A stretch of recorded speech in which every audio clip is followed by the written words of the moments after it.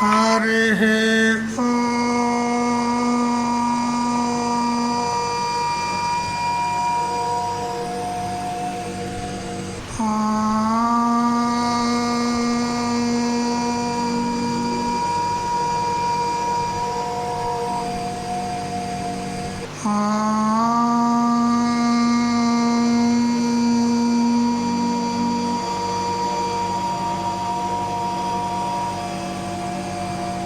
कृष्णं कमलपत्राक्षं पुण्यश्रवणकीर्तनं वासुदेवं जगद्योनिं नौमि नारायणं हरिं शङ्करं शङ्कराचार्यं केशवं बादरायणं सूत्रभाष्यकृतौ वन्दे भगवन्तौ पुनः पुनः। ईश्वरो गुरुरात्मेति मूर्तिभेदविभागिने व्योमवद्व्याप्तदेहाय दक्षिणामूर्तये नमः। युक्ताहारविहाराय विविक्तस्थलवासिने मलयाळयतीन्द्राय ब्रह्मनिष्ठाय ते नमः। गीता भागवताद्वैत तत्त्वामृतस्वरूपिणे गण्डीक्षेत्रनिवासाय रामकृष्णाय ते नमः। ॐ पूर्णमदः पूर्णमिदं पूर्णात् पूर्णमुदच्यते पूर्णस्य पूर्णमादाय पूर्णमेवावशिष्यते। ॐ शान्ति शान्ति शान्तिः। స్వాంత పరికల్పిత బ్రహ్మాండాంతర్వర్తి సకల చరాచర ప్రాణికోట్ల యొక్క అసత్ జడ దుఃఖ మోహాత్మకమైనటువంటి సకల ఉపాధుల కంటే విలక్షణమై సత్తు చిత్తు ఆనంద రూపం చేత స్వయం ప్రకాశమానమై వెలుగొందుచున్నటువంటి ప్రత్యేక అభిన్న పరమాత్మకు సాష్టాంగ ప్రణమిల్లుతూ ఆత్మీయులారా, శ్రీమద్ భగవద్గీత దైవాసుర సంపద్ విభాగ యోగము 16వ అధ్యాయంలో క్రమంగా మనము 21, 22 శ్లోకాలను తెలుసుకుంటూ ఉన్నాం.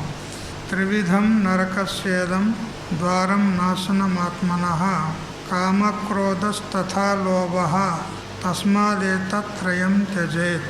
ఏతైర్విముక్తః కౌంతేయ తమోద్వారైస్త్రిభిర్నరః ఆచరత్యాత్మనః శ్రేయః తతో యాతి పరాం గతిం. హే కౌంతేయ, కామః క్రోధః తథా లోభః, కామము మరియు క్రోధము అదేవిధంగా లోభము, ఇదం త్రివిధం నరకస్య ద్వారం, ఈ మూడు కూడా నరకానికి ద్వారాలు, తమస్సునకు ద్వారాలు మరియు ఆత్మనాశనమునకు హేతువులు. తస్మాత్ అందువల్ల ఏతత్త్రయం త్యజేత్, ఈ మూడింటిని కూడా విడిచిపెట్టాలి. విడిచిపెడితే లాభమేమిటి అంటే ఏతైహి విముక్తః, వీటి నుండి ముక్తుడైనటువంటి వాడు ఆత్మనః శ్రేయః ఆచరతి, ఆత్మగా శ్రేయస్సును గురించి ఆచరించిన వాడవుతాడు. అంటే ఏమన్నట్టు, తతో యాతి పరాం గతిం, అతడు ఈ మూడు గుణాల నుంచి విడివడినట్లయితే పరాం గతిం యాతి, పరమగతిని పొందుతాడు. పరమగతి ఏది? పరము అంటే ఉత్కృష్టం. నిరతిశయత్వే సతి క్షయశూన్యత్వం పరమత్వం అని పరమం యొక్క లక్షణం చేయబడింది. ఏది నిరతిశయం ఉంటుందో అంటే దేనికంటే అతిశయము అధికమైనటువంటి మరొకటి లేదో, మరి ఎప్పుడు కూడా క్షీణించదో నాశనము కాదో అటువంటిది పరమం అనబడుతుంది. అటువంటి పరమగతి ఏది అని అంటే పరబ్రహ్మమే. సర్వాధికమైనటువంటిది, ఎప్పుడు కూడా నాశనం లేనటువంటిది ఏది అంటే పరమాత్మ. పరమాత్మను వదిలిపెడితే మిగతాదంతా కూడా నాశశీలమే. ఏ సత్యలోక పర్యంతం కూడా విచారించిన సకల లోకాంతరాలు, ఆ లోకాలలో ఉన్నటువంటి దేవతలు, ఆ లోకాల్లో ఉన్నటువంటి భోగాలు ఇవన్నీ కూడా నాశశీలములే. చివరికి బ్రహ్మదేవుడు కూడా కల్పంలో పోవాల్సిందే, అతనికి కూడా నాశనం ఉంది. మొట్టమొదటి జీవుడు బ్రహ్మదేవుడు. సవై శరీరీ ప్రథమ, మొట్టమొదటి శరీరి, మొట్టమొదటి జీవుడు ఎవరు అంటే బ్రహ్మదేవుడు. ఆ బ్రహ్మదేవుడి నుండి మిగతా సృష్టి ఏర్పడింది. ఆ బ్రహ్మదేవుడు సహితము సంపూర్ణ లోకాంతరాలు జగత్తంతా కూడా నాశశీలమే. ఒక్క పరబ్రహ్మ వస్తువే అవినాశి, నిత్యము, సత్యము, ఆనంద రూపం. కాబట్టి ఎవరైతే ఈ 3 గుణాలను కారణ సహితంగా, ఈ 3 గుణాలకు కారణం ఎవరు? అజ్ఞానం. అజ్ఞాన సహితంగా ఈ 3 గుణాలను నాశనం చేసినట్లయితే అతడు ఆ పరమగతిని పొందుతాడు అని శ్లోకాల్లో భగవంతుడు చెప్పాడు. పొద్దున మనం తెలుసుకున్నాము.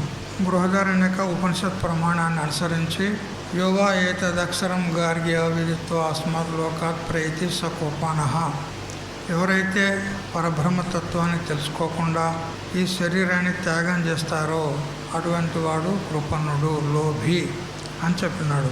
తాత్పర్యం ఏమిటి? శరీరం ఉండగానే ఈ 3 గుణాలను దాటి పరబ్రహ్మతత్వాన్ని తెలుసుకొని మన జన్మ ధన్యం చేసుకోవాలి అని. పశువులు అనుభవించే సామాన్య ఇంద్రియ భోగాలకు తన జీవితాన్ని వమ్ము చేసుకోవడము ఆత్మనాశనం చేసుకున్నట్లే అంటాడు. ఆత్మతత్వాన్ని తెలుసుకోకుండా అనాత్మ సంబంధమైనటువంటి శబ్దాది విషయాలకు లోబడి ఆ విషయాలకే తన జీవితాన్ని అంకితం చేసినట్లయితే ఏమవుతాడు? అతడు నాశనమైనట్లే. నాశనం అంటే పురుషార్థ భ్రష్టుడు కావడమే నాశనము. ఆత్మస్వరూపం చేత నాశనం కాదు, తన స్వరూపాన్ని తాను తెలుసుకోకపోవడమే నాశనము అని చెప్పినట్టు. అందుకని కాబట్టి ఓ నాయనా అంటే ఓ అర్జున, ఈ 3ంటిని వదిలిపెట్టు అంటాడు. అయితే వదులుతానులే స్వామీజీ, నెమ్మదిగా వదులుతానులే అంటే కుదరదు అంటాడు. పట్టుబట్టి ప్రయత్నం చేత వదులుకో అంటాడు. ఎందుకంటే తూతూ మంత్రాలు అంటారు కదా, తూతూ మంత్రాలు అంటే చింతకాయలు రాలవు అంటారు. అట్లా ఏదో పైకి ఏదో నేను చేస్తున్నా, సాధన చేస్తున్నా అంటే కుదరదు. పట్టుబట్టి ఆ 3 గుణాలను, కామాన్ని, క్రోధాన్ని, మరి లోభాన్ని, ఈ 3టిని వదిలిపెట్టాలి. ఎందుకనంటే ఇవి మనల్ని పట్టుకొని నిన్న ఇయ్యాల వచ్చి ఉండలేవి, అనాది కాలం నుంచి పట్టి పీడిస్తున్నాయి. కాబట్టి ఇవి బాగా గట్టిగా వేర్లు పాతుకుపోయి ఉన్నాయి. మరి అటువంటి దాన్ని ఇట్లా నేను గోర్లతో త్రుంచి వేస్తా అంటే పోదు. చిన్న మొక్కగా ఉంటే గోర్లతో ఇట్లా త్రుంచి వేయచ్చు, కానీ అది పెద్ద మ్రాణ్ అయ్యి లోనికి వేర్లు చొచ్చుకుపోయినాయి. మరి అటువంటి ఈ కామక్రోధ లోభాలను ఏదో మామూలుగా ఇట్లా తీసేస్తే పోయేటి కాదు, తూతూ మంత్రాలతో పోయేటి కావు. ఎందుకనంటే ఇవి ఏండ్లు పూన్లు జన్మాలకు జన్మాలు హక్కుభుక్తం చేసుకొని బైఠాయించి కూర్చున్నాయి అంటాడు. కొన్ని జన్మల నుంచి, తరతరాల నుంచి వచ్చి మన లోపల తిష్ట వేసి కూర్చున్నాయి. అవి సామాన్యంగా పొమ్మంటే పోసుమా. కాబట్టి ప్రయత్నపూర్వకంగా వాటిని మనము పోగొట్టుకోవాలి. భూతం పట్టిందనుకో ఎవరికన్నా, పో అంటే పోతుంది, అది పొమ్మంటే పోతుంది. దానికి మంత్రగాడు కావాలి, మంత్రాలు కావాలి, పొగలు కావాలి, పొగలు, మైసాక్షి, ఊదు అంటారు కదా, ఏంటి పొగలు వేయాలి అంటే పోతాయి. ఇవి ఉట్టి నకిలీ భూతాలు కావు. ఇవి నకిలీ భూతాలు అయితే ఎట్లనైనా ఉపాయంతో పోగొట్టవచ్చు. ఇవి అసలైన భూతాలు, ఇవి గట్టిగా పట్టుకొని పీడిస్తున్నాయి. నకిలీ భూతాలకు ఏదైనా ఉపాయం చేయొచ్చు.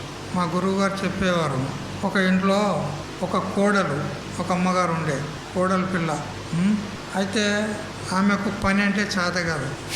ఏమంటే అత్తతోని చీటికి మాటికి లడాయి చేస్తుంది. ఇంకా గట్టిగా ఏమన్నా అంటే ఏదన్నా రోగం వచ్చినట్టు అన్న పంటది. రోగం ఉండదు ఏముండదు, ఉట్టిగానే రోగం వచ్చినట్టు అమ్మో అమ్మో తలంతా ఊసిపోతుందమ్మో, తలని వస్తుందమ్మో అని ఎంతో గుడ్డ కట్టుకుంటుంది. ఉట్టిగానే గుడ్డ కట్టుకొని ఇక పడుకుంటుంది. ఇక అందరు అనుకుంటారు అయ్యో పాపం జ్వరం వచ్చింది కావచ్చు, తలని వస్తుంది కావచ్చు అని ఇక డాక్టర్ని వినిపిస్తారు, దవాఖానకు తీసుకుపోతారు, ఏమేమో చేస్తారు. ఏం లేదు, ఉట్టిదే నాటకం. అట్లా చేస్తుంది. అయితే ఒకనాడు ఏం చేసిందని అంటే దయ్యం పెట్టినట్టుగా యాక్షన్ చేసింది. దయ్యం పెట్టినట్టుగా యాక్షన్ చేసింది. ఇక ఏమో చేస్తుంది, ఓహో అహో ఓ అని పీకలు పెడుతుంది. అందరూ భయపడ్డారు, ఇంట్లో వాళ్ళందరూ కూడా. అయ్యో ఏమైంది గిట్టెట్లా, అందరూ భయపడ్డారు. ఇక ఏదో ఆ మంత్రకాలు తంత్రకాలు ఉంటారు కదా, వాళ్ళని పిలిపించారు. వాడు ఏదో చేశాడు, తూతూ మంత్రం అన్నాడు. వాడు చేసిన తర్వాత కొద్దిగా శాంతించినట్టు చేసింది. అప్పుడు ఆమెకు ఒక వీక్ పాయింట్ దొరికింది. అంటే ఈ ఐడియా బాగుంది, అంటే దయ్యం పట్టినట్టు చేస్తే ఇక నా తెరువు ఎవరు రారు, నాకు ఎవరు పని చెప్పరు ఇక అనుకున్నది. ఇక 15 రోజులకు ఒకసారి, నెల రోజులకు ఒకసారి దయ్యం పట్టినట్టు నాటకం ఆడుతుంది. అప్పుడు ఒక మంచి గట్టి భూత వైద్యుని పట్టుకొచ్చారు. మామూలు వైద్యులతో పోతలేదు, మళ్ళీ వస్తుంది దయ్యం. అయితే మంచి గట్టి భూత వైద్యుని పట్టుకొచ్చాడు. ఆ భూత వైద్యుడు కొంచెం సైకాలజిస్ట్, అంటే జీవుల యొక్క మనస్తత్వాన్ని తెలుసుకునేటువంటి వాడు అన్నమాట. ఆ కళ అతనిలో ఉంది. అయితే ఆయన తీసుకొచ్చి అయ్యా చూడండి, ఇట్లా దయ్యం పట్టింది, ఎగురుతుంది, దొంగుతుంది, ఏమో చేస్తుంది అని అంటే ఆమెను ఎగాదిగా చూశాడు. చూసిన తర్వాత మనసులో అనుకున్నాడు, ఓ ఇది అసలైన దయ్యం కాదు, ఇది గుర్తుపెట్టాడు. అసలైన దయ్యం కాదు, ఇది నాటకం ఆడుతుంది, ఈమెకు తగిన ఉపాయం చేయాలి అనుకున్నాడు. అనుకొని ఇక ఆమె ముందు ఏమనలే, ఇక కొంచెం అటుకు కొంచెం దూరంగా పోయి ఆ ఇంటి అత్తగారు ఉంటుంది కదా, ఇంట్లో అత్తగారిని పిలిచాడు. పిలిచి అమ్మ కొంచెం కారం పొడి, మిరియాల పొడి తయారు చెయ్యి అన్నాడు. కారం పొడి, ఎండుమిర్చి కారం తయారు చేయాలి. ఉందయ్యా, రోజు కూరగాయలలో వేసుకుంటాం, రెడీలో ఉంది అన్నాడు. అంత కొద్దిగా ఇంత పిడికడంత నాకు ఇయ్యి అన్నాడు. ఇంత పసుపు, ఇంత కుంకుమ, ఇన్ని వేప కొమ్మలు, అవి ఇవి అన్నీ తెప్పించి పెట్టాడు. నిమ్మకాయలు కదా, భూత వైద్యులు ఇవన్నీ ప్రయోగం చేస్తారు. అన్నీ తెప్పించి పెట్టి ఇక ఆ దయ్యం పెట్టినామని కూర్చుండబెట్టారు. ఇంత ముగ్గులాగా ఏదో వేస్తాడు అక్కడ, కింద ముగ్గేసి ఆ ముగ్గులో కూర్చుండబెడతాడు. కూర్చుండబెట్టి ఇక ఎవరు నువ్వు అని అడిగినాడు. అంటే నేను పలానా లంబడి దయ్యాన్ని అని చెప్తుంది. అది ఎందుకు వచ్చినావు? నాకు ఇష్టం ఉన్నది వచ్చిన, ఈ అమ్మగారు అంటే నాకు చాలా ఇష్టం కాబట్టి ఆ అమ్మగారిలో నేను ప్రవేశించిన అంటారు. సరే మరి ఇక పోతావా అంటే పోను అంటారు. అప్పుడు పోను నేను అంటారు. ఆ వేప కొమ్మలతో 2 కొట్టినా కానీ పోను నేను అసలే పోనండి. అప్పుడు ఆ ఇంటి యజమాని మామగారు ఉంటాడు కదా అని చెప్పిండు, ఆమె తలకాయ గట్టిగా పట్టుకో, వెంట్రుకలు గట్టిగా పట్టుకో, జారిపోనీయకు, ఆమె ఇట్టిట్లన్నా కానీ ఇడిచిపెట్టద్దు, నువ్వు గట్టిగా పట్టుకొని తల వంచి పట్టు ఆమెది అన్నాడు. అగ్ని తెప్పించాడు. పొయ్యిలో అగ్ని ఉంటుంది కదా, అగ్ని తెప్పించి అందులో ఈ ఊదు, మైసాక్షి, గుగ్గిలము ఉంటాయి కదా, పొగ ద్రవ్యాలు అవి వేసాడు. వేసేసరికి మంచిగా వాసన వస్తుంది, గుమ్మ వాసన.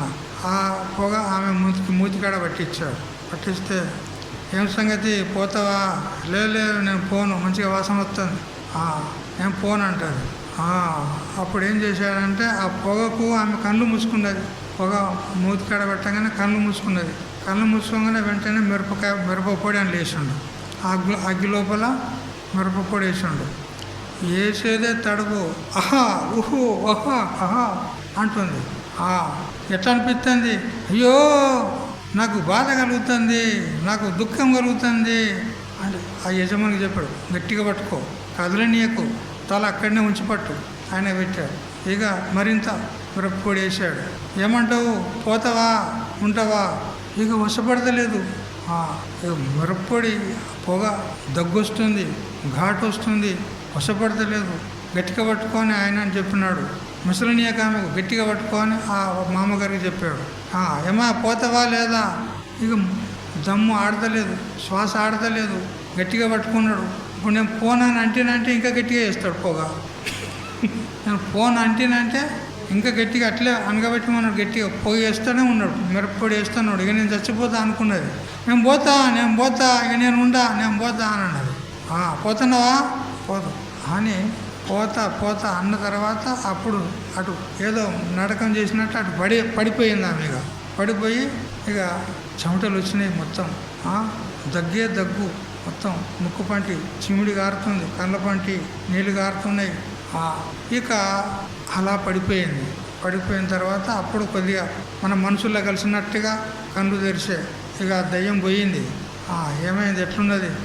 బాగానే ఉన్నది, మంచిగానే ఉన్నది అన్నది. మరి మళ్ళీ దయ్యం వస్తుందంటావా? అమ్మో రాదు. వస్తుందంటే మళ్ళీ మిరపకాయ పొడి చూపెట్టిండు వాడు ఆ భూతవేద్యుడు. మళ్ళీ వస్తావా? ఆ మిరపొడి ఇది చూపెట్టుకుంటా వస్తావా? మళ్ళా మిరపొడి నేను రాను అన్నది. అట్లా ఆ ప్రకారంగా ఆ నకిలీ భూతం అన్నమాట. నకిలీ భూతాన్ని ఏమన్నా ఉపయోగం చేసి పోగొట్టవచ్చు కదా. మరి ఇవైతే అసలీ భూతాలు ఉన్నాయి. ఇవి జన్మల నుంచి పట్టి పీడించుకున్నాయి. బాగా తిష్టవేసి ఉన్నాయి మన హృదయం లోపల. అందుకని వాటిని సామాన్యంగా పొమ్మంటే పోవు అంటాడు. అందుకని నువ్వేం చెయ్యి, వెనకట గాంధీ మహాత్ముడు క్విట్ ఇండియా ఉద్యమం చేసినాడు కదా. తెల్లోళ్లకు క్విట్ ఇండియా అంటే ఇండియాను వదిలిపెట్టి వెళ్ళండి అని పెద్ద ఉద్యమం చేసినాడు కదా. అట్లా నువ్వు కూడా ఉద్యమం చెయ్యి. క్విట్ అని అంటే మా నుంచి వెళ్ళిపోండి, మీకు ఇక్కడ స్థానం లేదు అని ఇట్లా ఉద్యమం చెయ్యి. నో వేకెన్సీ అంటారు కదా, సీట్లు లేవు అంటారు కదా. అట్లా నా దగ్గర సీట్లు లేవు, వెళ్ళిపోండి అని చెప్పి వాటిని జాగ్రత్తగా విడలగొట్టాలి అంటాడు. ఒక్కటి వెళ్ళగొడితే బాగుండదు కదా, 2 కాదు 3 కాదు, ఇంకెన్నో ఉన్నాయి వాటి వెనుక ఆసురి సంపత్తి. ఈ 3టిని విడలగొట్టినట్లయితే వీటితో పాటు అన్నీ వెళ్ళిపోతాయి. ఎందుకంటే లీడర్లు వీళ్ళు 3 కదా. అందుకని జాగ్రత్తగా వీటిని వదిలిపెట్టాలి అంటాడు. ఏదో వాటంతటవే పోవా అని అంటే వాటంతటవే ప్రాణాలు పోతాయి, కానీ అవైతే పోవు. అంతే కదా, ప్రాణాలు వాటంతలవే పోతాయా లేదా? చచ్చుటోళ్ళ ప్రాణాలు పోతున్నాయా లేదా? ఎవరైనా పొడగొడుతుండ్రా? వాటంతలవే పోతున్నాయి, ప్రాణాలు పోతాయి, కానీ అవి మాత్రం పోవు. ఎందుకు? సూక్ష్మ శరీరంలో అవి ఉండిపోతాయి. ప్రాణాలు పోయినా కానీ అవి పోవు. సూక్ష్మ శరీరంతో మళ్ళీ జన్మలు మళ్ళీ వస్తాయి. అవి ఉన్నాయి సూక్ష్మ శరీరం అట్లే. కాబట్టి ప్రయత్నపూర్వకంగా వాటిని పోగొట్టుకోవాలి. ఉద్యోగినం పురుషముపైతి లక్ష్మీ దైవేన దేయమితి కా పురుషా వదంతి దైవం నిహత్య కురు పౌరుషమాత్మశక్త్యా యత్నీకృతేన సిద్ధ్యతి తత్కోత్ర దోష. ఒక కవి అంటాడు చూడు, ఉద్యోగినం అంటే ప్రయత్నశీలుడైనటువంటి వానికి లక్ష్మీ ప్రాప్తమవుతుంది. అంటే ఇక్కడ మనకు లక్ష్మి ఏది? బ్రహ్మ విద్య అనేటువంటి లక్ష్మీ ప్రాప్తమవుతుంది. దైవేన దేయమితి కా పురుషా వదంతి. మన దైవికంగా మన ప్రారంభంలో ఉంటే వస్తుంది, బ్రహ్మజ్ఞానం ప్రాప్తమవుతుంది అని మనము ఊరక చాదష్టంతో కూర్చోరాదు అంటాడు. యత్నీకృతేన సిద్ధ్యతి తత్కోత్ర దోష. మనం ప్రయత్నం చేసిన తర్వాత మనకు ఆత్మజ్ఞానం ఎందుకు పట్టుబడదు? తప్పకుండా పట్టుబడుతుంది. ఎందుకంటే ఇంతకు పూర్వము మన గురువులు, వాళ్ళ గురువులు, ఇంకా మన గురు పరంపరలో మహాత్ములు, ఋషులు వాళ్ళంతా బ్రహ్మజ్ఞానాన్ని పొందారా లేదా? పొందారు. ఎలా పొందారు? ప్రయత్నం చేత పొందారు. ఊరికే కూర్చుంటా అంటే బ్రహ్మజ్ఞానం రాదు, మోక్షం కలగది, పురుషార్థం ప్రాప్తం కాదు. దానికోసము ప్రయత్నం చేయాలి అంటాడు. ప్రయత్నం లేకుండా మనకు ఆత్మజ్ఞానం పట్టుబడేందుకు అవకాశం లేదు. కాబట్టి ప్రయత్నపూర్వకంగా ఈ 3టిని త్యాగం చేయాలి. ఎందుకు త్యాగం చేయాలి అంటే నరకానికి హేతువులని చెప్పాం కదా. మరి నీకు నరకం కావాలని ఇష్టం ఉందా? లేదు కదా. మరి నరకం వద్దనుకుంటే వాటిని త్యాగం చేయి. మరి వాటికి మూల కారణం ఎవరు? తమస్సు, అజ్ఞానం. అజ్ఞానాన్ని నాశనం చేస్తే దాంతోపాటు దాని కార్యమైనటువంటి కామక్రోధాదులు కూడా నాశనమవుతాయి అని చెప్పినాడు. మనకు రామాయణంలో, భాగవతంలో వినపడుతుంది. రాముడు మొట్టమొదలు ఎవరిని చంపాడు? రాముడు మొట్టమొదలు ఎవరిని చంపాడు? తాటకిని చంపాడు. కృష్ణుడు మొట్టమొదలు ఎవరిని చంపాడు? పూతనను చంపాడు కదా. దాని అంతరార్థం ఏమిటి? ఏదో తాటకిని చంపాడు, పూతనను చంపాడు అని మనం కథలు వింటూ ఉంటాం. దాని అంతరార్థం ఏమిటి అంటే మొట్టమొదలు ప్రకృతిని జయించాలి, అజ్ఞానాన్ని జయించాలి అని అర్థం. అజ్ఞానాన్ని నాశనం చేస్తే దాని పిల్లలన్నీ సహజంగా నాశనం అయిపోతాయి కదా. అమ్మగారులు దొంతులు పెడతారు, ఒక కుండ మీద ఒక కుండ, ఒక కుండ మీద ఒక కుండ, ఇట్లా పూర్వకాలంలో కుండలు పెట్టుకుంటారు. ఒక దాని మీద ఒకటి, పెద్దది కింద, దానికంటే చిన్నది కొంచెం పైన, దానికంటే చిన్నది ఇంకా పైన, ఇట్లా దొంతులు పెడుతుంటారు. ఆ కిందిది పగిలిపోయింది అనుకో మీడియాన్ని పడిపోతాయి కదా. అట్లా మూలము, సంసారానికే మూలం ఎవరు? అజ్ఞానం, మన స్వరూప అజ్ఞానం. దాన్ని నాశనం చేస్తే మనం ప్రకృతినే మొత్తం సంసారాన్ని జయించవచ్చు అని ఆ తాటకిని చంపుట, పూతనను చంపుట అనేటువంటి ఆ దృష్టాంతంలో ఇది రహస్యం అన్నమాట. తెలిసిందా? రామాయణము భాగవతము చెప్పేవాళ్ళు చాలామంది ఉన్నారు, కానీ ఆ రహస్య తత్వాలను చెప్పేవాళ్ళు చాలా అరుదు. ఏదో పద్యాలు పాడడమో, శ్లోకాలు పాడడమో, కథ చెప్పడమో చాలా బాగా చెప్తారు, కానీ ఒక్కొక్క ఆ ఇన్సిడెంట్, ఆ ప్రకరణం యొక్క తాత్పర్యం ఏమిటి దాని వెనకాల, అది ఎవరు చెప్పరు కదా. ఏమంటే కథ చెప్పుకుంటూ పోతారు. ఏం చెప్పినావు? రామాయణం చెప్పినావు అంతే. ఏం కథ? అది మంది కథ. అది వింటే ఏం ఉపయోగం లేదు, దాంతో జ్ఞానం కలుగుతుందా? ఆ కథల వెనుక రహస్యం ఉన్నది. వాల్మీకి మహర్షి ఆ కథను, ఆ ఇన్సిడెంట్ను ఎందుకు అక్కడ ప్రవేశపెట్టాడు, ఒక్కొక్క పాత్ర వెనుక ఒక్కొక్క రహస్యం ఉంది. అది తెలుసుకొని చెప్పాలి. అటు చెప్పినటువంటి వాడే తత్వజ్ఞుడు అనపడతాడు. లేకపోతే ఏదో ఇంత భాగవత్కార్, రామాయణకార్ చెప్తున్నారంటే చెప్తున్నారు, ఏం ఉపయోగం లేదు దాంతో. తత్వం చెప్తున్నారా, రహస్యం చెప్తున్నారా? కానీ అందులో వెనుకల రహస్యాన్ని కనుక మనం ఆలోచిస్తే అదే తత్వం ఉంటుంది. నువ్వు రామాయణం చెప్పు, భాగవతం చెప్పు, పురాణం చెప్పు, ఏదన్నా చెప్పు, దాని వెనుక రహస్యము ఇదే, నీవే బ్రహ్మవు అని చెప్పేది ఉంటుంది. అది తెలుసుకొని చెప్పాలి. అందువల్ల ఇక్కడ తాటకిని చంపిండు అనే దాని వెనుక రహస్యం ఏంటి అని అంటే మొట్టమొదలు ప్రకృతిని జయించాలి, అజ్ఞానాన్ని జయించాలి. దాన్ని జయించిన తర్వాత మనము మిగతా దాని కార్యమంతా కూడా జయించవచ్చు. ఈ కామక్రోధాదులకు కూడా మూలం ఎవరు? అజ్ఞానం. ఆ అజ్ఞానాన్ని మనము జ్ఞానం చేత నాశనం చేసినట్లయితే ఈ కామక్రోధాదులు కూడా సహజంగా పోతాయి అంటాడు. బృహదారణ్యక ఉపనిషత్తులో ఒక కథ వస్తుంది. బ్రహ్మదేవుడు రాక్షసులకు, మనుష్యులకు, దేవతలకు పిలిచి వారికి ఒక అక్షరము ఉపదేశం చేశాడు అని. ఏమిటి? ద, ఒకటే అక్షరం. వాళ్ళకు ద అని ఉపదేశం చేశాడు, వీరికి వారికి అందరికీ ఒకటే అక్షరం ఉపదేశం చేశాడు. దేవతలకు ద అనే అక్షరం ఉపదేశం చేయడంలో తాత్పర్యం ఏంది అంటే దేవతలకు ఇంద్రియ నిగ్రహం ఉండదు, భోగలాలస ఎక్కువ, కామము ఎక్కువ. అందుకని ఆ కామాన్ని జయించాలంటే వారికి దయ, అది దమం ఉండాలి అని చెప్పింది అన్నది. దమం అంటే ఇంద్రియ నిగ్రహం. ఎందుకంటే భోగలాలస, భోగాల యొక్క ఆసక్తి, అది ఇంద్రియాల ద్వారానే ఆ కామాన్ని తీర్చుకోవడానికి వస్తుంది. కాబట్టి ఇంద్రియాలను దమనం చేసినట్లయితే కామాన్ని జయించినట్లు అవుతుంది. అదేవిధంగా రాక్షసుల లోపల క్రోధం ఎక్కువ, ఇతర జీవులను పట్టి పీడిస్తూ ఉంటారు, వారి లోపల దయ ఉండదు. అందుకని వారికి కూడా దా అక్షరం ఉపదేశం చేసినాడు. ఎందుకు? వారిలో దయ అనేది ఉండాలి అని చెప్పి. అంటే వాళ్ళలో ఉన్నటువంటి క్రోధాన్ని దయ చేత జయించవచ్చు.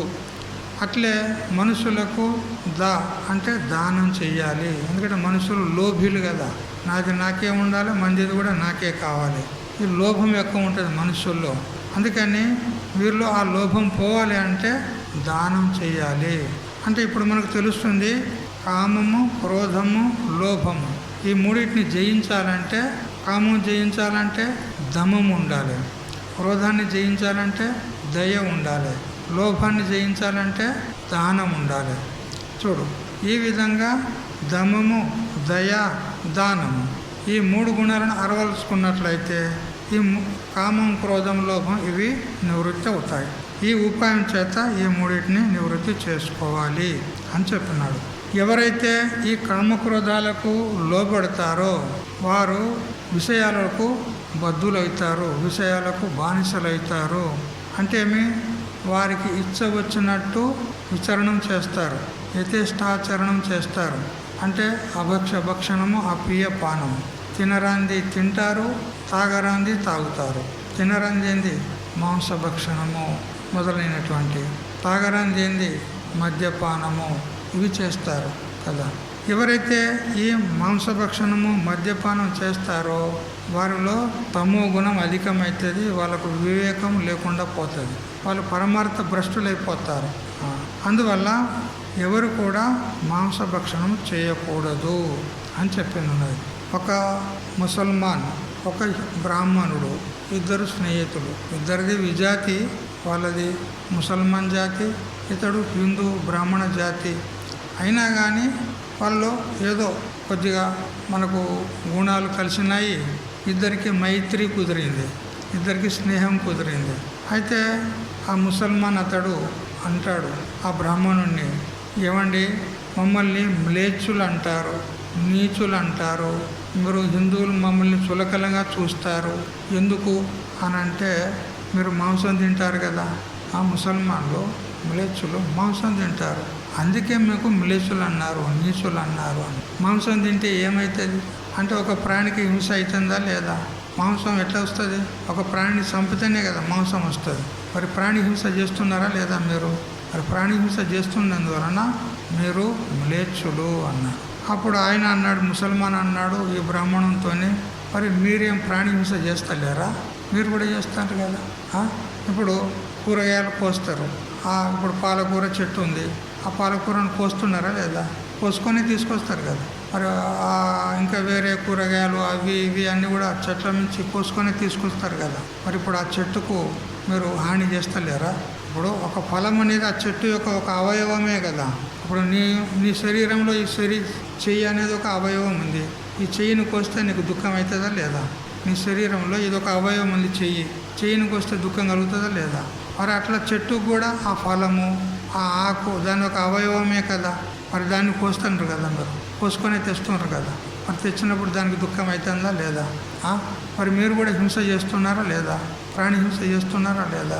ఆ చెట్లను కొన్ని మొదలంటే నరుకుతారు, ఈ విధంగా చేస్తూనే ఉన్నారు. మరి మీరు ఎక్కడ చక్కగా ఉన్నారు? మీరు కూడా ప్రాణి హింస చేస్తూనే, అందులో ప్రాణం ఉన్నదా లేదా? అందులో కూడా జీవుడు ఉన్నాడు, చెట్టులో కూడా, ఆ చెట్టులో కూడా జీవుడు ఉన్నాడు. మరి ప్రాణి హింస చేసినట్టే కదా మీరు కూడా. మరి మీకు మాకు తేడా ఏమున్నది అంటాడు. అప్పుడు ఆ బ్రాహ్మణుడు అంటాడు, చూడు, ఈ మొక్కలు ఏ విధంగా వస్తాయి, ఈ మాంసం ఏ విధంగా వస్తుంది, కొద్దిగా విచారం చేయి, దీని మూలం విచారం చేయి అన్నాడు. ఈ మొక్కలు నీటి వలన వస్తున్నాయి కదా. నీటి వలన అంటే నీరు ఉంటే ఆ విత్తనాలు మొలకెత్తుతాయి, పండ్లు ఫలాలు ఆకుకూరలు వగైరా మనకు వస్తున్నాయి, అవి నీటి వలన ఉత్పన్నమవుతున్నాయి. మరి మాంసం ఎట్లా ఉత్పన్నమవుతాయి? ఒక వీర్య బిందువు చేత ఉత్పన్నమవుతుంది. మరి ఆ మాంసమయమైనటువంటి ఆ ప్రాణి యొక్క శరీరం యొక్క ఉత్పత్తి స్థానం చూడు, కొద్దిగా విచారం చెయ్యి. ఆ మాంసమయ శరీరం యొక్క ఉత్పత్తి ఎట్లయితుంది? మలమూత్ర ద్వారాల ద్వారా ఉత్పన్నమవుతుంది. మరి వాటి యొక్క ఆ ఉత్పత్తి స్థానం ఎంత హేయమైనటువంటిది చూడు. ఆ హేయమైనటువంటి ఉత్పత్తి స్థానాన్ని స్పర్శించి ఆ శరీరం బయటకు వస్తుందనంటే నువ్వు తింటున్నది ఏమిటి చెప్పు? నీచమైనటువంటి పదార్థాన్ని నువ్వు తింటున్నావు. అదే ఈ ఆకుకూరలు, పండ్లు ఫలహారాలు కూరగాయలు అవి నీటి చేత ఉత్పన్నం అవుతాయి. నీరు పవిత్రమైంది. ఆ నీరు పవిత్రమైందనే మనం యజ్ఞము యాగము పుణ్యకర్మలు చేసేటప్పుడు మన ఇంటిని శుభ్రం చేసుకుంటాము, ఆ పూజా ద్రవ్యాలు శుభ్రం చేసుకుంటాము. అన్నిటి మీద నీళ్లు చల్లుతామా లేదా? నీళ్లు ప్రోక్షణ చేసి అపవిత్ర పవిత్రోవా సర్వావస్థాంగతోపి వా యస్మరేత్ పుండరీకాక్షం సబాహ్యాభ్యంతర శుచి అని అంటూ ఆ నీటితోని పవిత్రం చేస్తాం అన్నిటినీ. అంటే మన శరీరం మీద చల్లుకుంటాము, యజ్ఞ ద్రవ్యాల మీద, హోమ ద్రవ్యాల మీద, యజ్ఞకుండం మీద, అన్ని వస్తువుల మీద చల్లుకుంటాము, ఇల్లు అంతటిని శుభ్రం చేసుకుంటాము ఆ నీటి చల్లి. అంటే మరి ఈ పదార్థాలను మనల్ని శుభ్రం చేసేటువంటి పవిత్రం చేసేటువంటి నీరు ఎంత పవిత్రమైంది చూడు. నీరు ఎంతటి పవిత్రమైంది. ఆ పవిత్రమైనటువంటి నీటి చేత ఈ కూరగాయలు ఇవన్నీ కూడా ఉత్పన్నమవుతున్నాయి. కానీ మాంసము నీచమైనటువంటి ఆ నీటి బిందువు ఏది వీర్యం చేత ఉత్పన్నమవుతుంది. మరి ఉత్పత్తి స్థానము మలమూత్ర కొంప, అక్కడి నుంచి ఉత్పన్నమవుతుంది. అటువంటి నీచమైనటువంటి తింటారు కాబట్టి మిమ్మల్ని నీచులు అంటారా అని చెప్పినాడు. మీరు మ్లేచ్చులు అని చెప్పినాడు కదా. మరి మనం చక్కగా విచారం చేస్తే ఆ మాంసం అనేది ఎంత హేయమైంది, ఎంత నీచమైంది చూడండి. కాబట్టి మాంసభక్షణ చేయకూడదు అని చెప్తూ మనకు ఋగ్వేదం కూడా చెప్తుంది. 2వ అష్టకము 1వ మంత్రం, ఎవరైతే మాంసమును వర్జించి శుద్ధ అన్నమును భుజింతురో వారు శ్రేష్ఠులు. ఋగ్వేదం చెప్తుంది మాంసాన్ని వర్జించి, మాంసాన్ని వదిలిపెట్టి శుద్ధమైనటువంటి శాకాహార భోజనం ఎవరైతే చేస్తారో వాళ్ళు శ్రేష్ఠ పురుషులు అనబడతారు. ఎందుకు శ్రేష్ఠ పురుషులు అనంటే, శాకాహారి భోజనం చేసినట్లయితే మన అంతఃకరణము సాత్వికంగా తయారవుతుంది. సాత్విక వృత్తి ఆహార శుద్ధవు సత్వశుద్ధి అని మనకు చాందోగ్యోపనిషత్తు చెప్పిన ప్రకారంగా మన ఆహారం శుద్ధంగా ఉంటే మన అంతఃకరణం కూడా, మనస్సు కూడా శుద్ధి పడుతుంది, సత్వగుణంలోకి వస్తుంది.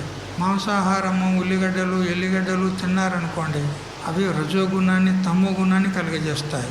అప్పుడు మన బుద్ధి పనిచేయదు, వివేకం ఉండదు, ఆత్మజ్ఞానం కలగదు, రజోగుణం తమో గుణం ఉన్నట్లయితే. అందువల్ల శుద్ధ శాకాహారి భోజనం చేయాలి. శాకాహారిలో కూడా తమో గుణాన్ని ఇచ్చేటువంటివి కూడా ఉన్నాయి. ఈ ఎల్లిగడ్డలు ఉల్లిగడ్డలు ఉంటాయి కదా, ఎల్లి ఉల్లి అంటారు కదా, అవి తమో గుణానికి రజోగుణానికి కారణాలు. అందుకని అవి ఎప్పుడు కూడా తినొద్దు. తినేవాళ్ళు ఉంటే వాటిని ఇప్పటి నుంచి మానేయండి. ఉల్లిగడ్డలు ఎల్లిగడ్డలు ఇంట్లో ఎవరు కూడా తినొద్దు.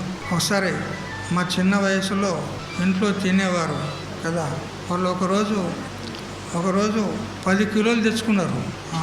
10 కిలోలు తెచ్చి ఆడ పెట్టాను. పెడితే చూశాను నేను.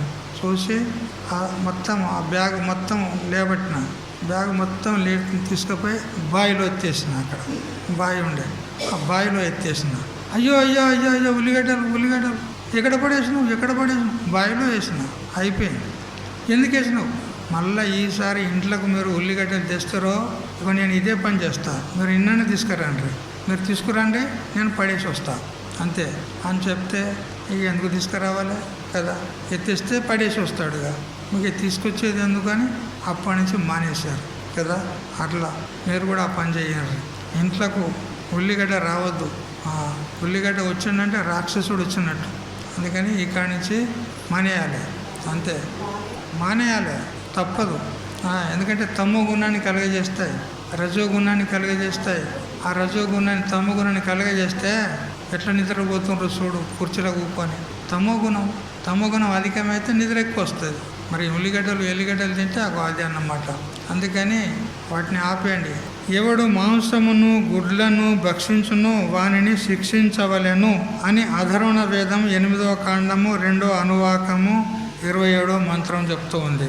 చూసారా, ఎవరైతే మాంసాన్ని గుడ్లు చేపలు ఉంటాయి కదా వాటిని తింటారో వాడిని శిక్షించాలి అని చెప్పింది ఉన్నది అధర్వణ వేదం.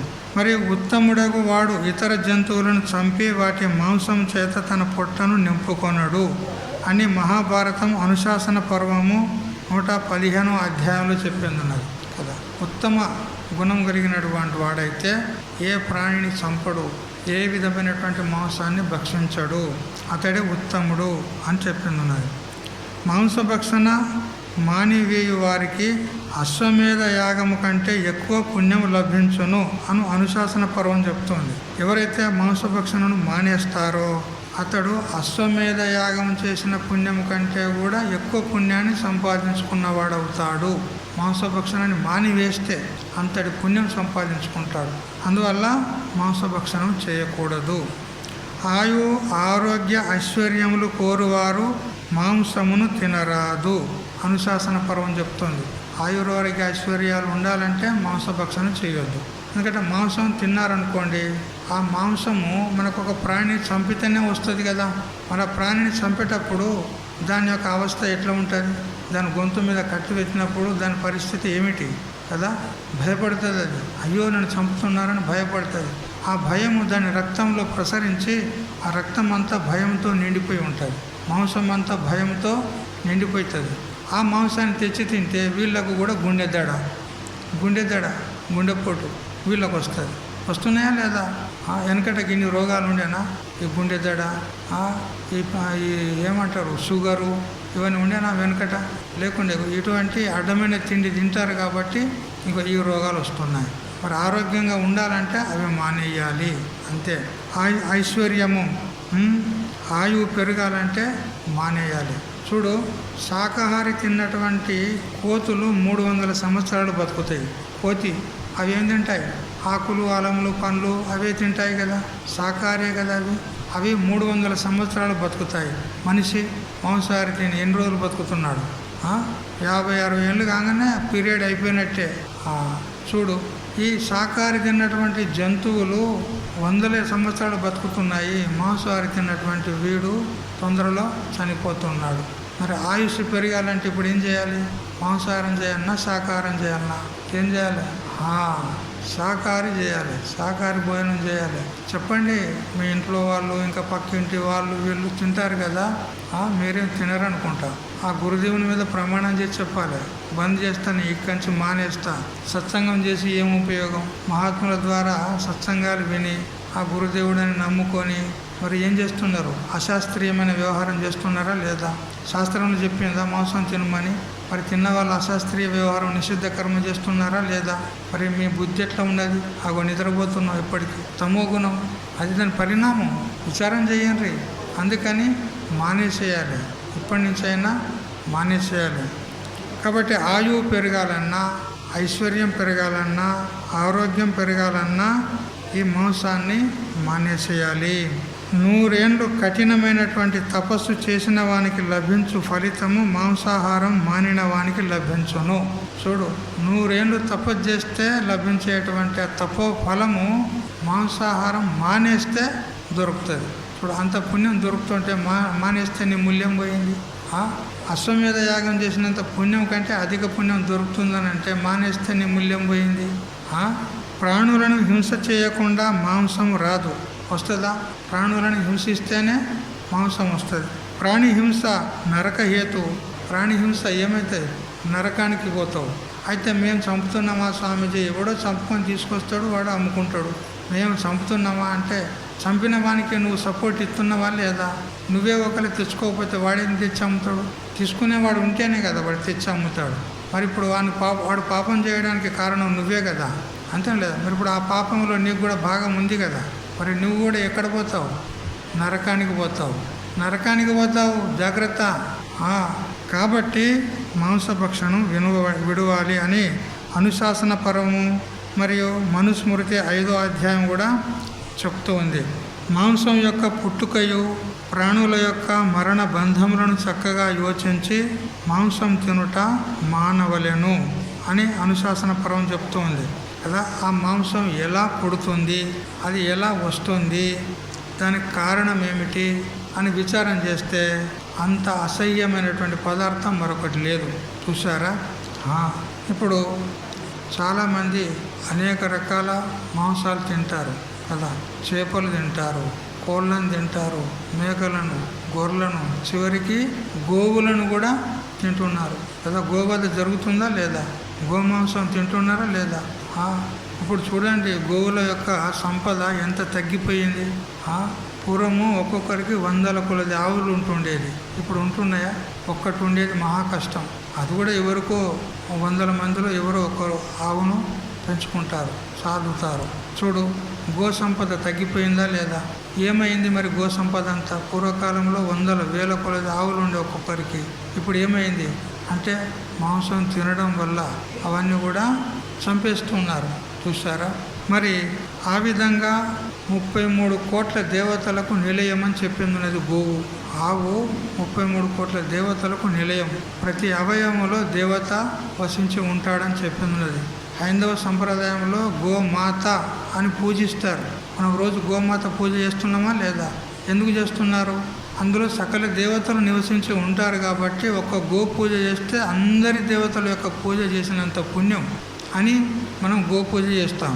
అటువంటి గోవును చంపితే చూడు, దేవతలకు కూడా మనం చంపిన వాళ్ళం అవుతున్నాం. దేవతలకు కూడా ద్రోహం చేసినటువంటి వాళ్ళం అవుతున్నాం. మరి దేవతలకు ద్రోహం చేసిన తర్వాత దేవతల యొక్క అనుగ్రహం మనకు ఉంటుందా? ఉండదు. దేవతల అనుగ్రహం లేకపోతే మన గతి ఏమిటి? అధోగతి, అంతే, నరకమే. తెలిసిందా? కాబట్టి ఈ మాంసం యొక్క పుట్టుక బాగా విచారం చేయాలి. అదే ఇప్పుడు మనం విచారం చేశాం కదా, మాంసము ఒక వీర్యబిందుతో తయారవుతుంది. అదొక మలమే కదా, మలంతో తయారవుతుంది. మరియు అశుచి అయినటువంటి ప్రదేశం నుంచి ఆ మాంసపిండమైనటువంటి ఆ శరీరం పుడుతుంది. మరి అశుచి అయినటువంటి ఆ స్థానాల యొక్క స్పర్శ చేత అది పుట్టినందువలన ఆ మాంసపిండం కూడా అశుచి అయిపోతుంది. ఆ అశుచి అయినటువంటి మాంసాన్ని తిన్నటువంటి వాని మనసు కూడా పూర్తిగా అశుచి అయిపోతుంది. వాడు పతనమైపోతాడు. కాబట్టి ఎప్పుడైతే తమో గుణం రజో గుణం పెరుగుతుందో వాడు నరకానికే సాక్షాత్తుగా వెళ్ళిపోతాడు. కాబట్టి మాంసాన్ని తినుట మానివేయాలి అని అనుశాసన పర్వం చెప్తోంది.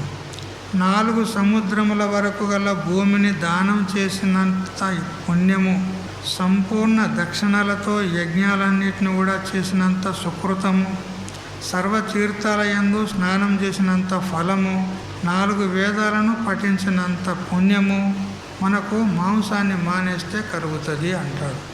సకల తీర్థాలలో మనం స్నానం చేస్తే ఎంత పుణ్యం కలుగుతుందో అంత పుణ్యం మాంసం మానేస్తే కలుగుతుంది అని చెప్పింది. అనేకమైనటువంటి యజ్ఞ యాగాదాలు చేస్తే ఎంత పుణ్యం కలుగుతుందో ఆ పుణ్యము మాంసమును మానేస్తే మనకు లభిస్తుంది. సముద్ర పర్యంతం గల భూమండలాన్ని అంతటిని కూడా దానం చేసినా కానీ కలిగినటువంటి పుణ్యము, అంత దానం చేసిన పుణ్యం కంటే కూడా అధిక పుణ్యము మనకు మాంసాన్ని మానేస్తే మనకు లభిస్తుంది. 4 వేదాలను పఠన చేయడం వల్ల ఆ పఠించినటువంటి వాడు పునీతుడైపోతాడు, పవిత్రాత్ముడైపోతాడు. అటువంటి పుణ్యం కంటే కూడా అధిక పుణ్యం మనకు లభిస్తుంది మాంసం మానేస్తే అని మనకు ఈ విధంగా అనుశాసన పర్వం 116వ అధ్యాయంలో చెప్తుంది. అడొక శ్లోకం కూడా ఈ విధంగా ఉంది. మాంసం అంటే దాని యొక్క అర్థం ఏమిటి చెప్పినాడు ఇక్కడ. మాంసభక్షయతే యస్మాత్ భక్షయిష్యే తమప్యహం ఏతన్ మాంసస్య మాంసత్వం అనుబుధ్యస్వ భారత. హే భారత అంటూ సంబోధిస్తూ ఆ మాంసము అంటుంది ఈ విధంగా. ఏమని అంటే, నన్ను తినేవాణ్ణి నేను తింటాను అంటు. మాం అంటే నన్ను, ఎవడైతే భక్షయతే భక్షిస్తాడో, అహం భక్షయిష్యే అంట, నేను వాణ్ణి భక్షిస్తాను అంటుంది. ఎవడైతే నన్ను భక్షిస్తాడో నేను వాణ్ణి భక్షిస్తాను, తింటాను అంటుంది. ఆత్మనాశన హేతు అని అర్థము. చూసారా, మేక అంటుందంట, ఆకులు అలములు కాయలు అవి ఇవి తిని నేను బ్రతికితే నన్ను చంపి నా తోలు తీస్తున్నారు కదా, ఎవరు? ఈ మాంసభక్షణ చేసేవాళ్ళు నా తోలు తీస్తున్నారు. మరి సాక్షాత్తుగా నా మాంసాన్నే తిన్నటువంటి ఈ దుర్మార్గుల యొక్క తోలు తీయడా యముడు? తోలు తీస్తాడు. తోలు తీసి ఆ ఇసుక తిన్నెల మీద, ఆ వేడివేడిగా కాలుతున్నటువంటి ఆ రాళ్ళ మీద దొర్లిస్తారు అక్కడ. మరి కడాయి లోపల మనం బజ్జీలు దేవుతాం కదా, బజ్జీలు దేవినట్టుగా మనల్ని అందులో వేస్తారు. బజ్జీలు వేసినట్టు మనల్ని అక్కడ నా కాలే మసిలే ఆ నూనెలో వేసి మనల్ని దేవుతారు. చూసారా, ఆ కత్తుల వనం అని ఉంటుందంట, హసివనం. ఆ అన్ని కత్తులే అమర్చి ఉంటాయంట. ఆ కత్తులలో నుంచి మనల్ని లాగుతారంట, అన్ని అవయవాలని తెగిపోతాయంట. అప్పుడు ఎంత బాధ అయితే చూడండి ఈ విధంగా. కాబట్టి మాంసం తింటే నరకం ప్రాప్తమవుతుంది. కాబట్టి ఎవరు కూడా మాంసం తినకూడదు, మానేయాలి అని చెప్పింది. ఈ విధంగా ఈ 3 గుణాలు, కామము, క్రోధము, లోభము, వీటిని మనము నివృత్తి చేసుకోవాలి, ప్రయత్నపూర్వకంగా లేకుండా చేసుకోవాలి. వాటిని మన హృదయంలో నుంచి తరిమి వేయాలని చెప్పింది ఉన్నది.